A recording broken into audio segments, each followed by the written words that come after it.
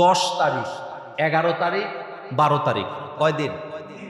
10 তারিখ, 11 তারিখ, 12 তারিখ। এই সময়টাতে যদি তার কাছে এমন পরিমাণ সম্পদ থাকে যেই সম্পদের দাম 7.5 তোলা স্বর্ণের সমান অথবা 52 তোলা রূপার সমান, এই 3 দিনের মধ্যে, কয়দিন?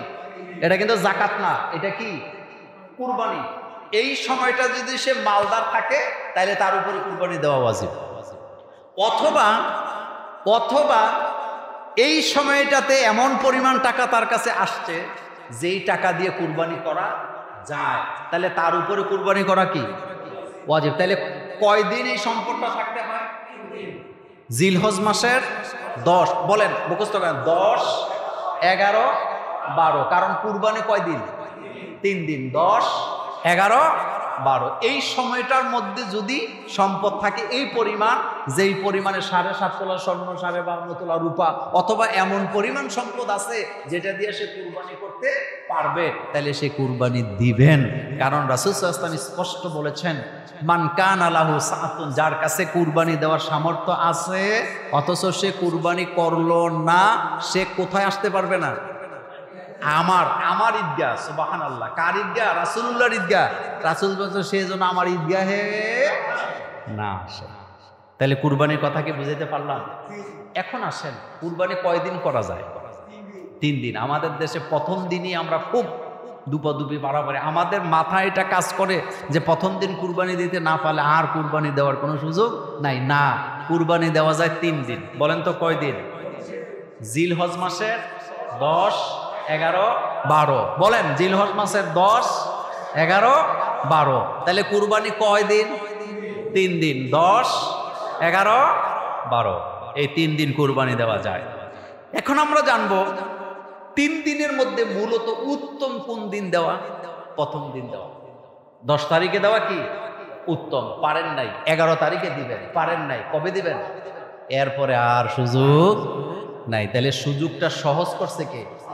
লা ইউকাল্লিফুল্লাহু নাফসান ইল্লা উসআহা লাহা। আল্লাহ পাক বলেন, আমি তো তোমাদের জন্য সবকিছু সহজ করে দিয়েছি, তোমরা আমার হুকুম মানতে তোমাদের জন্য কোনো কষ্ট না। এখন জানবো আদরের দুলাল, টাকাওয়ালার ছেলে, টাকাওয়ালার মেয়ে, কিন্তু এখনো ছোট, বালেগ হয় নাই, তাদের নামে কুরবানি করে, এরকম আসেনি? কোনো প্রয়োজন নেই, কোনো প্রয়োজন নেই। নাবালক বাচ্চাদের উপরে কুরবানি করা ওয়াজিব না। আপনি কুরবানি দিবেন যারা বালেগ হইছে, সম্পদশালী, কামাই রুজি করতে পারেন, তাদের উপরই কুরবানি কি হুকুম। এটা ওয়াজিব বলেন আর সুন্নত বলেন, তারা করবেন। নাবালক বাচ্চাদের পক্ষ থেকে কুরবানির কোনো দরকার নেই। এখন আমরা জানবো দরিদ্র লোকের উপরে কি কুরবানি ওয়াজিব? না, ওয়াজিব না। কিছু কিছু লোক আছে টাকা নাই, পয়সা নাই, কিন্তু ফুডাঙ্গিরি দেখায়। ফুডাঙ্গিরি শব্দটা এই কারণে বললাম, লোক দেখানো কুরবানি। কি দেখানো কুরবানি? লোক দেখানো কুরবানি। কোনো দরকার নাই।